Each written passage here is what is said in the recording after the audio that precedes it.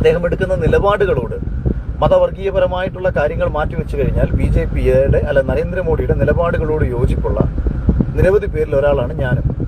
ഇപ്പൊ കഴിഞ്ഞ ദിവസം വരെ അത്തരം നിലപാടുകളോട് യോജിക്കുകയാണ് ചെയ്തത്. എന്നും കരുതി ഒരാൾക്ക് എല്ലാ കാലവും ഒരു ചെയ്യുന്ന കാര്യത്തോട് യോജിക്കാൻ പറ്റും. അപ്പൊ ഇന്നലെ വരെ എന്നെ അനുകൂലിച്ച എത്രയോ പേർ ഇന്നത്തെ ദിവസം എന്നെ എതിർക്കുന്നു. എന്താ കാര്യം? അവർക്ക് ഇഷ്ടമില്ലാത്ത ഒരു കാര്യം നമ്മൾ പറയുമ്പോൾ അവർ നമ്മൾ എതിർക്കും, സ്വാഭാവികമാണ്. അതേപോലെ നമ്മുടെ ഭരണാധികാരി ചെയ്യുന്ന എല്ലാ കാര്യങ്ങളെയും നമുക്ക് അനുകൂലിക്കാൻ പറ്റില്ല. എന്തുകൊണ്ട് അനുകൂലിക്കാൻ പറ്റാതിരുന്നു എന്നുള്ള കാര്യങ്ങൾ വളരെ കൃത്യവും വാസ്തുനിഷ്ഠമായും ഞാൻ പറയുകയാണ്.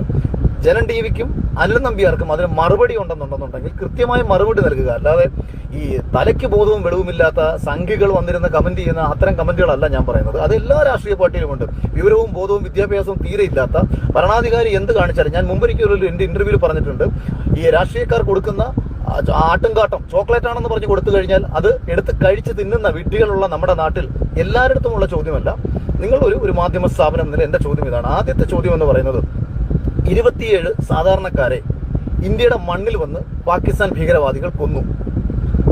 നമ്മൾ ഏതെങ്കിലും രീതിയിൽ അതിന് കാരണക്കാരായിട്ടുള്ള ഒരാളെയെങ്കിലും കൊന്നിട്ടുണ്ടോ, പിടിച്ചിട്ടുണ്ടോ? ആദ്യത്തെ ചോദ്യം ഇതാണ്. ഇന്ത്യയിലെ 27 സാധാരണക്കാരെ കൊന്നിട്ട് പോയ ഭീകരവാദികളിൽ ഒരാളെയെങ്കിലും, 4 പേരുണ്ടെന്നോ 5 പേരുണ്ടെന്നോ പറയുന്നു, ഒരാളെയെങ്കിലും നമ്മൾ പിടിക്കുകയോ അല്ലെങ്കിൽ അവരെ ഇല്ലാതാക്കുകയോ ചെയ്തതായിട്ട് നിങ്ങൾ പുറത്തുവിട്ടിട്ടുണ്ടോ? ഇത് എന്റെ ഒന്നാമത്തെ ചോദ്യം. ഈ ചോദ്യത്തിനുള്ള ഉത്തരം നിങ്ങൾ കൃത്യമായിട്ട് നൽകുക. ഇനി നമ്മുടെ ലക്ഷ്യം എന്തായിരുന്നു? ഈ 27 പേരെ കൊന്ന ഭീകരവാദികളെ പിടിക്കുകയായിരുന്നു, പാകിസ്ഥാനിലെ ഭീകര കേന്ദ്രങ്ങൾ തകർക്കുകയായിരുന്നു? അങ്ങനെ ആയിരുന്നുവെങ്കിൽ നരേന്ദ്രമോദി വന്നിട്ട് 10 വർഷം 13 വർഷത്തോളമാകുന്നു. ഈ 13 വർഷമായിട്ട് പാകിസ്ഥാനിൽ ഭീകര കേന്ദ്രങ്ങൾ ഉണ്ടായിരുന്നു. എല്ലാ ദിവസം പോയി നമുക്ക് തകർത്തുകൊണ്ടിരിക്കാം. ഭീകര കേന്ദ്രങ്ങൾ തകർക്കുകയായിരുന്നില്ലല്ലോ നമ്മുടെ ലക്ഷ്യം. നമ്മുടെ ലക്ഷ്യമെന്ന് പറഞ്ഞത് ഇന്ത്യയിലെ സാധാരണ 27 പേരെ കൊന്നിട്ട് പോയവരെ കണ്ടുപിടിക്കുക, അതിന് കൂട്ടുനിന്നവരെ ഇല്ലാതാക്കുക. അപ്പോൾ അതിന് കൂട്ടുനിന്നവരെ ഇല്ലാതാക്കുന്നതിന്റെ ഫലമായിട്ട് 14 ദിവസം നമ്മൾ കാത്തിരുന്ന് നമ്മൾ ഭീകര കേന്ദ്രങ്ങൾ തകർത്തു. നല്ല കാര്യം. ഇന്ത്യയിലെ ഏതൊരു പൗരനെന്ന നിലയിലും അഭിമാനമുണ്ടായിട്ടുണ്ട്. ഞാൻ ആ സമയത്ത് ആ കുറിപ്പ് പങ്കുവെക്കുകയും ചെയ്തിട്ടുണ്ട്. ഭരണാധികാരിയോട് സ്നേഹവും ബഹുമാനവും തോന്നുന്ന ഒരു നിമിഷമായിരുന്നു അത്തരമൊരു തീരുമാനം നമ്മുടെ രാജ്യം എടുത്ത സമയത്ത്. അത്തരമൊരു തീരുമാനം എടുക്കുമ്പോൾ മാത്രമേ രാജ്യത്തെ ഓരോ പൗരനും ഈ രാജ്യത്ത് ജീവിക്കുന്നതിൽ അഭിമാനം ഉണ്ടാവത്തുള്ളൂ. നമ്മൾ അത് കഴിഞ്ഞിട്ട് ഈ അവിടെ പോയി നമ്മൾ തട്ടിയിട്ട് നമ്മൾ തിരിച്ചു വന്നു. അതേസമയം പാകിസ്ഥാൻ വെറുതെ ഇരുന്നില്ല എന്നുള്ള കാര്യം നമ്മൾ ആലോചിക്കുക. നമ്മുടെ 15 നിരപരാധികളായിട്ടുള്ള ഇന്ത്യൻ ജനതയിലെ, ഇന്ത്യൻ മണ്ണിൽ ജീവിക്കുന്ന മനുഷ്യരെ അവർ വീണ്ടും കൊന്നു. അവിടെ കൊണ്ടും അവർ വെറുതെ ഇരുന്നില്ല. അവർ വീണ്ടും ആക്രമണം നിരവധി തവണ നടത്തിക്കൊണ്ടേയിരുന്നു. മിസൈൽ ആക്രമണം, ഫൈറ്റർ ജെറ്റ് ആക്രമണം തുടങ്ങി നിരവധി തവണ ഇന്ത്യയെ ആക്രമിച്ചുകൊണ്ടിരുന്നിട്ടും ഇന്ത്യ എന്ന രാജ്യം എന്തൊക്കെ പ്രതിപ്രവർത്തനമാണ് ചെയ്തത് എന്നതാണ് രണ്ടാമത്തെ ചോദ്യം. അതായത് പാകിസ്ഥാൻ ഇനി ഒരിക്കലും ഇന്ത്യയെ ആക്രമിക്കാത്ത രീതിയിൽ ഇന്ത്യൻ മണ്ണിൽ ഒരു പൗരന് സമാധാനത്തോടുകൂടിയും സന്തോഷത്തോടുകൂടിയും നാളെയിൽ കഴിയാമെന്നുള്ള ഒരു ഉറപ്പ് ലഭിക്കത്തക്ക എന്ത് നടപടിയാണ് ഇന്ത്യ ഗവൺമെന്റിന്റെ ഭാഗത്തു നിന്നുണ്ടായത് എന്നാണ് രണ്ടാമത്തെ ചോദ്യം. അപ്പൊ ഈ 2 ചോദ്യങ്ങൾക്കുമുള്ള ഉത്തരം നിങ്ങൾ നൽകുകയാണെങ്കിൽ ഇനി മൂന്നാമത്തെ ചോദ്യത്തിലേക്ക് നമുക്ക് കടക്കാം. നമ്മൾ വെടിനിർത്തിയത് അമേരിക്ക ഇടപെട്ടിട്ടല്ല എന്ന് സകല സംഖ്യവിഡ്ഢികളും വിശ്വസിക്കുന്നുണ്ടെന്നുണ്ടെങ്കിൽ അവന്മാരുടെയൊക്കെ തലയിൽ പുഴുത്ത ചാണകമല്ലാതെ മറ്റൊന്നുമല്ല എന്ന് വിശ്വസിക്കാതിരിക്കാൻ എനിക്ക് തീരെ നിർവാഹമില്ല. എന്തെന്നാൽ ഒരു പർട്ടിക്കുലർ പ്രശ്നം അവസാനിക്കണമെങ്കിൽ ആ അവസാനിക്കുന്നതിന് 2 കാരണങ്ങളാണ് ഉണ്ടാവേണ്ടത്. അതായത് ഒന്നുകിൽ എതിർ രാജ്യം നമ്മളെ ഭയപ്പെടണം, അവന് എന്തെങ്കിലും നാശനഷ്ടങ്ങൾ ഉണ്ടാവുന്നു എന്നുള്ള സ്വയം തിരിച്ചറിവിന്റെ അടിസ്ഥാനത്തിൽ ഇനിയും മുന്നോട്ട് പോകാൻ കഴിയില്ല, ഇനിയും ഇന്ത്യയെ നേരിടാൻ ഞങ്ങൾക്ക് കഴിയില്ല, അതുകൊണ്ട് തന്നെ എത്രയും പെട്ടെന്ന് ഇത് അവസാനിപ്പിക്കണമെന്ന് അവന് തോന്നി അവനിത് അവസാനിപ്പിച്ചാൽ 100% ഈ യുദ്ധം അല്ലെങ്കിൽ ഈ ഒരു ആക്രമണം അവസാനിക്കുമെന്ന് പറയാം. അതല്ലെന്നുണ്ടെങ്കിൽ കരുത്തനായ മറ്റൊരാളുടെ ഇടപെടൽ കൊണ്ട് നിർബന്ധിതരാക്കപ്പെടുകയാണ്. അതായത് ഈ ഒരു പരിപാടി അവസാനിപ്പിക്കാൻ നിങ്ങൾ നിർബന്ധിതരാകുന്ന ഒരു സാഹചര്യം സൃഷ്ടിക്കപ്പെടണം.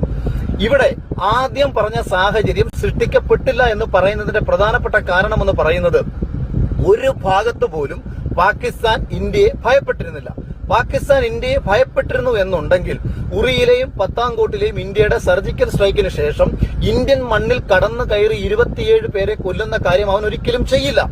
ഇനി അങ്ങനെ ചെയ്തിട്ടുണ്ടെങ്കിൽ തന്നെ ആ ചെയ്ത ഭീകര കേന്ദ്രങ്ങൾ ഇന്ത്യ ആക്രമിച്ചപ്പോൾ ആ ഭീകരവാദികൾക്ക് ഒരു കാരണവശാലും പാകിസ്ഥാന്റെ സേനയും പാകിസ്ഥാന്റെ ഭരണസിരാ കേന്ദ്രത്തിൽ നിന്നും ആദരാഞ്ജലികൾ അർപ്പിക്കാനോ ആദരവ് അർപ്പിക്കാനോ അവരാരും പോകില്ല. ഇനി അങ്ങനെ പോയതിനു ശേഷം നിരന്തരം അവർ ഇന്ത്യയെ ആക്രമിച്ചിട്ടുണ്ടെന്നുണ്ടെങ്കിൽ പാകിസ്ഥാൻ എന്ന് പറയുന്ന രാജ്യത്തിന് ഇന്ത്യ എന്ന് പറയുന്ന രാജ്യത്തോട് പ്രത്യേകിച്ച് ബഹുമാനമോ ഭയമോ ഇല്ല എന്നാണ് നമ്മൾ മനസ്സിലാക്കേണ്ടത്. ഇനി ഇന്ത്യയുടെ കടുത്ത ആക്രമണം കൊണ്ട് പൊറുതിമുട്ടിയ പാകിസ്ഥാൻ ഇത് പേടിച്ച് അവസാനിപ്പിക്കുകയായിരുന്നു എന്നുണ്ടെന്നുണ്ടെങ്കിൽ ഇന്നലെ നട്ടുച്ച നേരം വരെയും അവൻ ഇന്ത്യക്കെതിരെ ആക്രമണം നടത്തില്ല. ഉച്ചവരെ തുടർച്ചയായി ആക്രമണം നടത്തിക്കൊണ്ടിരിക്കുന്ന ഒരു പാകിസ്ഥാൻ 3:45 വിളിച്ചിട്ട് ഞങ്ങൾ ഇത് നിർത്തുകയാണ് എന്ന് ഭയന്നിട്ടല്ല പറഞ്ഞതെങ്കിൽ, മറ്റൊരാളുടെ ഇടപെടലാണ് ഉണ്ടായതെങ്കിൽ ആ ഇടപെടൽ എങ്ങനെ സംഭവിച്ചു എന്ന് നമുക്ക് മനസ്സിലാക്കണം. അങ്ങനെ മനസ്സിലാക്കുമ്പോൾ നിങ്ങൾ ആദ്യം തിരിച്ചറിയേണ്ട ഒരു യാഥാർത്ഥ്യം എന്ന് പറയുന്നത്, എല്ലാ കാലത്തും ലോക ശക്തികളാകാൻ ആഗ്രഹിക്കുന്ന, ലോക പോലീസ് ആവാൻ ആഗ്രഹിക്കുന്ന, അല്ലെങ്കിൽ ലോക പോലീസ് എന്ന് സ്വയം നടിക്കുന്ന ഒരു രാജ്യമാണ് അമേരിക്ക. ആ അമേരിക്കയുടെ ഒരു ഫൈറ്റർ ജെറ്റ് വിമാനം ഇന്ത്യ അടിച്ചിട്ടു.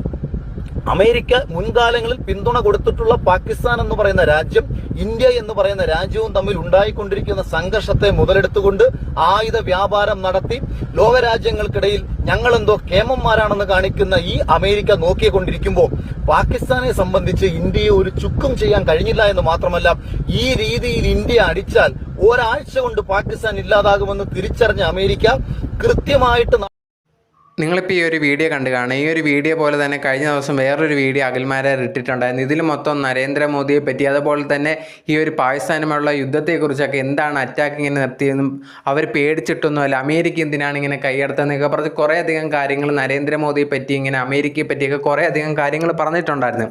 ആ ഒരു വീഡിയോസ് ഫുള്ള് ഭയങ്കര വൈറലായി പോയിക്കൊണ്ടിരിക്കുന്ന ആൾക്കാർ മൊത്തം അഖിൽമാരാറിനെതിരെ സംസാരം തുടങ്ങി. ഇങ്ങനെ എന്തിനാണ് സംസാരിക്കുന്നതെന്നുള്ളൊരു കാര്യം, അത് നരേന്ദ്രമോദിക്കെതിരെയൊക്കെ മെയിനായിട്ടുള്ള സംസാരിച്ചത് കൊണ്ട് തന്നെ ഭയങ്കരമായിട്ടുള്ള രീതിയിൽ നെഗറ്റീവ് കമൻസ് ആണ് വന്നിട്ടുണ്ടായിരുന്നത്. കാരണം ഇങ്ങനെ ഒരിക്കലും സംസാരിക്കാൻ പാടില്ല, നരേന്ദ്രമോദി എടുത്തത് കറക്റ്റായിട്ടുള്ള തീരുമാനങ്ങളാണ് എന്ന് എല്ലാവരും കുറേയധികം പേര് സപ്പോർട്ട് ചെയ്യുന്നുണ്ട്.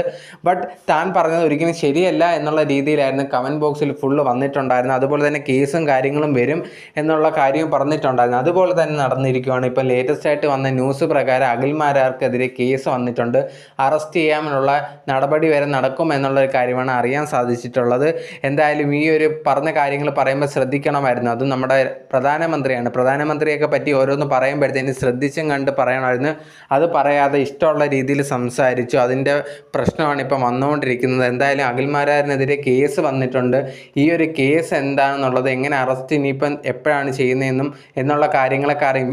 ഈ ഒരു സംഭവങ്ങളൊക്കെ നടന്ന് ഭയങ്കരമായിട്ട് സോഷ്യൽ മീഡിയയിൽ അഖിൽമാരാറിനെതിരെ നെഗറ്റീവ് കമൻറ്റ്സ് വന്നതിന് ശേഷം പുള്ളിക്കാരൻ ഒരു വീഡിയോ ഇട്ടുകൊണ്ട് വന്നിട്ടുണ്ടായിരുന്നു. ആ ഒരു വീഡിയോയിൽ കാര്യങ്ങൾ പറയുന്നുണ്ട്. ഞാൻ ഉദ്ദേശിച്ചത് അങ്ങനല്ല, ഞാൻ ഉദ്ദേശിച്ച വേറൊരു രീതിയാണ് എന്നൊക്കെ പറഞ്ഞ് കുറേയധികം ഒരു വീഡിയോയിൽ വന്നിരുന്ന് പറയുന്നുണ്ടായിരുന്നു. എന്നിരുന്നിട്ട് പോലും ഇപ്പോൾ കേസ് അഖിൽമാരാറിനെതിരെ വന്നിട്ടുണ്ട്. അതാണ് പറയുന്നത്, നോക്കിയും കണ്ടും സംസാരിക്കുക, ചുമ്മാ എന്തെങ്കിലും വന്ന് സംസാരിക്കാതെ പ്രധാനമന്ത്രിയെക്കുറിച്ച് ഓരോന്നൊക്കെ പറയുമ്പോഴത്തേനും അത് കറക്റ്റായിട്ടുള്ള രീതിയിൽ അന്വേഷിച്ചിട്ട് പറയുക, എന്തെങ്കിലും വന്ന് പറയരുത് എന്നുള്ളൊരു കാര്യം. എന്തായാലും ഈ ഒരു വിഷയത്തിൽ പുള്ളിക്കാരൻ ഭയങ്കരമായിട്ട് പെട്ടിരിക്കുകയാണ്. ബാക്കിയുള്ള കാര്യങ്ങൾ, നിയമ നടപടികളൊക്കെ പിന്നെ നമുക്ക് അറിയാൻ സാധിക്കത്തുള്ളൂ. ഈ ഒരു കാര്യത്തിൽ നിങ്ങൾ ഈ ഒരു വീഡിയോ കണ്ടിട്ടുണ്ട്, നിങ്ങൾ ഇതിനെക്കുറിച്ച് എന്താണ്, പുള്ളിക്കാരൻ പറഞ്ഞതിനോടുള്ള ഒപ്പീനിയൻ എന്താണെന്നുള്ളത് കമൻറ്റ് ബോക്സിൽ കമൻറ്റായിട്ട് രേഖപ്പെടുത്തുക. സോ മറക്കാതെ കമൻറ്റ് ചെയ്യുക, അതുപോലെ തന്നെ ലൈക്ക് ചെയ്യുക, ഷെയർ ചെയ്യുക, മറക്കാതെ സബ്സ്ക്രൈബ് ചെയ്യുക. എന്നാൽ മാത്രമേ ഇനി ഇടുന്ന വീഡിയോസ് നിങ്ങൾക്ക് കാണാൻ പറ്റത്തുള്ളൂ. സോ മറക്കാതെ സബ്സ്ക്രൈബ് ചെയ്യുക. Okay, by.